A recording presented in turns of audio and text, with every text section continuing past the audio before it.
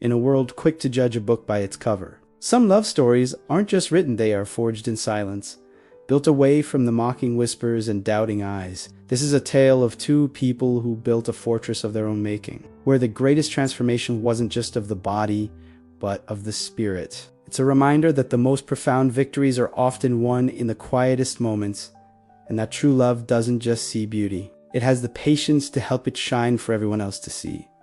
Let us know where you are watching from, and what time you found this video.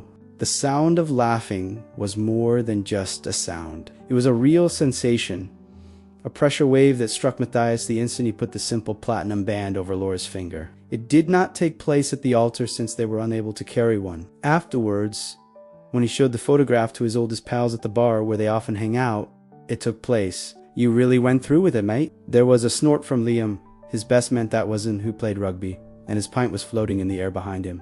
"Listen, I have no problem with a heavyset woman, but to marry one, what a lifetime of..." Well, that's what it is. A chorus of giggles was heard in response to the statement. These chuckles were not spiteful, but rather comfortable, assumed, and like a universal fact that they were all in agreement with. Not even strangers made a contribution. As they strolled hand in hand across the city park, they were a study in contrast that he adored.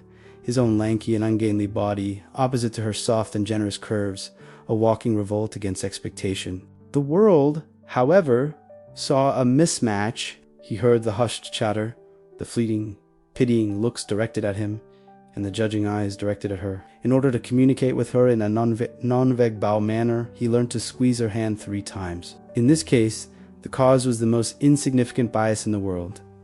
Laura's weight. Matthias, on the other hand, considered her body to be the foundation of his happiness. The pillow that he used to lay his head on during late-night conversations was the warm and firm presence that served as a pillar of support for him while he was experiencing anxiety. The actual seismic event of delight, that was her laughing, which began deep inside her core and flowed outwards, was something that absolutely captivated him. Consequently, they stole their wedding. A puzzle deficient and a bird that was flying about as witnesses were the only witnesses to their wedding, which took place on a windy cliffside at daybreak. The vows that they exchanged were ones that they had written themselves. Commitments that were not based on imagination, but rather on the foundation of years of mutual quiet and comprehension.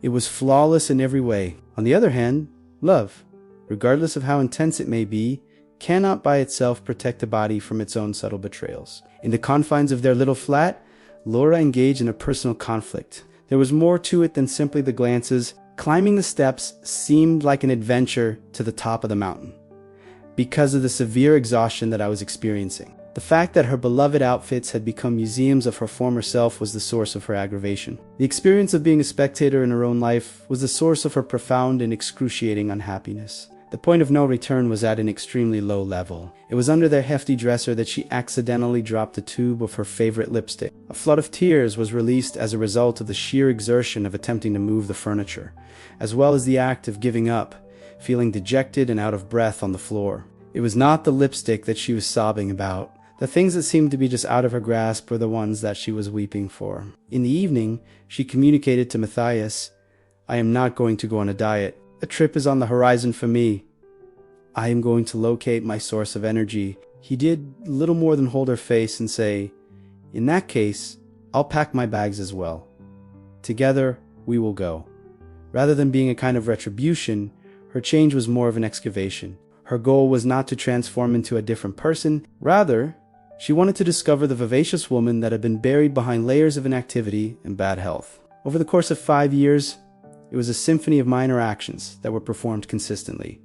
Walking was the first step she took. After that, she fell in love with water, namely the weightlessness of swimming, which allowed gravity to lose its grasp on her. During the time that Matthias was learning how to prepare meals, their kitchen was transformed into a laboratory of colorful veggies, lean meats, and complex carbohydrates. In time, it evolved into their new common language. He served as her unwavering spotter throughout her whole life, not only at the gym, where she finally gained the self-assurance to join. Unbelievable as the findings were, they were not unbelievable for the reasons that the outside world would suppose. The most remarkable transformation was not the fact that she lost 130 pounds. Rather, it was the light that was restored to her eyes. The energy that allowed one to impulsively go on a trek on a Saturday, to dance in the kitchen while cooking, and to breathe lightly was the energy that was required. She discovered that kickboxing was her true calling, and she channeled every slight and whisper she had ever experienced into strong kicks that she controlled against the heavy bag. Instead of being a sign of vanity, her figure became a demonstration of her capabilities and power. Liam was going to be married exactly 5 years to the week after their wedding had been stolen against them. A big, pricey paper invitation that pleaded for reconciliation was sent to the recipient. Laura seemed to have a newfound, unwavering serenity in her eyes as she glanced at Matthias. "We need to leave. At his wedding, I would want to be able to dance." Everyone in the vast ballroom seemed to be doing a collective double take as they entered the room. There was a sea of recognizable faces. It was then that the murmurs began once again, but this time they were filled with bewildered perplexity. Who was the lady who was staggeringly self-assured and was sitting on Matthias's arm? She was dressed in a scarlet outfit that emanated sophistication rather than apologies. She had a grin that was effortless and genuine, and her stance was royal. Afterward, the realization came to light. Laura was the one. However, it was a Laura that had been purified by fire and her beauty had become more honed and was now very difficult to overlook. As Liam staggered over, he was brimming with champagne and a bloated ego. "I am Matthias. It's great to see you again, dude." "Who is this exactly?" "You failed to inform me that you had updated." A wink that was intended to convey complicity was given by him. It was not out of worry that Matthias felt Laura's fingers tighten on his arm. Rather, it was out of support. He grinned, a broad smile that seemed to come from nowhere, and reached his eyes. His voice reverberated across the quiet group they had gathered, and he addressed the individual as Liam. "This is Laura, my wife," she said. As if it were a grenade of truth, he let the word rest in the air. "You are familiar with Laura." It was complete and utter quiet. The jaw of Liam became floppy. The throng stood there in silence, their brains furiously attempting to make sense of the past in light of the present. Matthias, however, was not yet completed. His voice dropped to a tone of such deep, personal pride that it was both a caress and a proclamation. He moved to Laura and lifted her hand to his lips. His tone was so profound and intimate that it was both. While speaking loudly enough for everyone to hear, he said, "5 years ago, I married the most beautiful woman I had ever known. Both on the inside and the outside, I was informed by everyone that I was an idiot. However, I was the only one who had the intelligence to see our genuine value." "The prank was always on you," she said. After a moment of looking back at the startled throng, he finally focused his attention on Liam. "When you laughed at the lady, she possessed a power that you were unable to comprehend." With a kind gesture, he said this, referring to the altered figure of Laura. "This is the part that you can finally see," the speaker said. "For your benefit, she did not do this. It was done for us by her, in order for us to be able to run, hike, and make the most of our long life together. In addition, I have had the honor of loving each and every one of her incarnations." Javin said, so he took his wife, who was his champion, onto the dance floor, leaving behind a trail of complete and total amazement, as well as a few faces that were quite red. They were dancing not to the music that was playing, but rather to a beat that only they could hear. It was a song that had started out in a dark theater many years before, and it had only become more beautiful and more powerful over the course of time. The actual miracle had always been, and would always be, theirs alone, but they had now given everyone else the shock of their lives. They had finally caused everyone else to be shocked. As the music became louder, it was a generic pop song that had been selected for widespread appeal. Nonetheless, Matthias and Laura felt as if they were listening to a symphony. It was as if they were a unit of complete comprehension that moved together.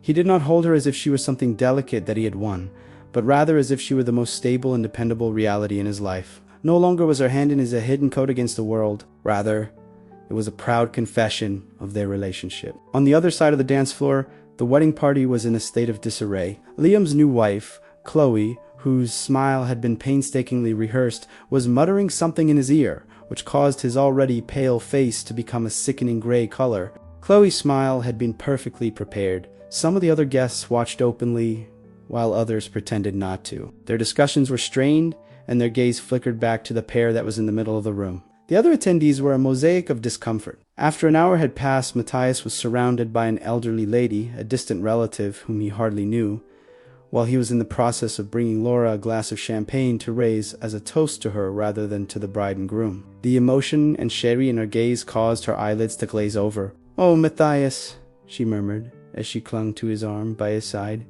"Your wife is such a positive example to follow. The strength of will.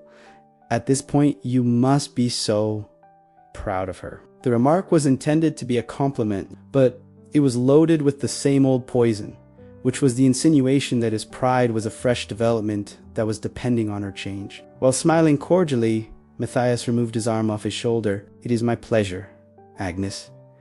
Nevertheless, I have always been proud of her. The only change is that there are now those of you who are finally catching up to the rest of you." He then went back to Laura's side, leaving her in a state of sputtering. One of her eyebrows was elevated. More admirers, perhaps. Just someone finally noticing the sun now that it's shining directly in their eyes, he said in response as he handed her the glass before continuing his conversation. As Chimmy went on, the true moment of truth arrived. During the brief minute that Laura was by herself at the doors of the terrace, taking a deep breath of the refreshing night air, Liam had discovered her. The arrogant self-assurance had vanished, and in its stead came a real guilt that made one shuffle. "Laura, I am." The first thing he said was, "I don't even know what to say," and his words were somewhat slurred. "I was a huge jerk," she said. "Every single one of us was. Incredibly, you look gorgeous." As she turned to face him, her expression was not one of anger, but rather one of tremendous patience, as if she were gazing at a kid who had just successfully completed a challenging lesson. In a tone that was even, she expressed her gratitude to Liam. On the other hand, the term incredible refers to a magic trick. This was not a miracle. This was a work. For 1,000 days in a row, in addition to sweating and crying, I made the decision to eat grilled chicken instead of spaghetti. He was stumbling about, looking for a stable foundation, right? "Indeed, it is. It's simply, you're so out of the ordinary." She inquired, a teeny tiny grin flashing over her lips as she looked at me. "The woman you laughed at 5 years ago was courageous enough to ignore your cruel behavior and build a life with the man she loved. She moved on with her life. In addition to being able to do 20 pull-ups, the lady you are now speaking with is exactly the same woman. There was no modification to the core. You just were unable to notice it at that time." Liam had completely lost his arsenal. It was pointless to offer an apology for her appearance. When she challenged him to apologize for his own blindness, he discovered that he lacked the words to adequately express his feelings. He did little more than nod and murmur a meaningless congratulations before vanishing back into the mob once again. A light rain had begun to fall as they were leaving the reception early, and their piece signaled that their point had been made. The rain was painting the city in streaks of neon and shadow throughout their departure. Within the confines of the cab, Matthias entwined his fingers with hers in a modest and intimate manner. His voice was quiet as he said, "You were magnificent in there." While she was correcting him, she leaned her head on his shoulder and said, "We were. I could always count on you." That has always been the case. You were there with a measuring tape and a protein smoothie while I was trying to decrease my weight by 1 pound. Nevertheless, you were there to tell me that I was beautiful, even though I felt everything but beautiful at the time. This was when I was losing my mind with frustration. That was the essence of the gasoline. While he was kissing her on the forehead, he inhaled the aroma of her shampoo that had been mingled with the night air. "Everyone noticed a change in their physical appearance tonight," he mumbled. "On the other hand, they are completely unaware of the actual alteration." "Whoa, what is that?" As he looked out at the streets that were covered in rain, he said, 5 years ago, I married you in order to protect us from them. The night before, we made our way inside in order to finally break free from their control. Neither of us is hiding anymore. We are only living, and in the end it should just be about us." They were not living in the same cramped apartment that they had been living in 5 years earlier. Rather, they were living in a more spacious apartment that had a home gym in the second bedroom and a refrigerator stocked with nutritious food that they both enjoyed. It was a life that was constructed not on a response to criticism, but rather on a common vision of their existence in the future. While they were walking out into the light rain, Laura did not make a hasty retreat for protection.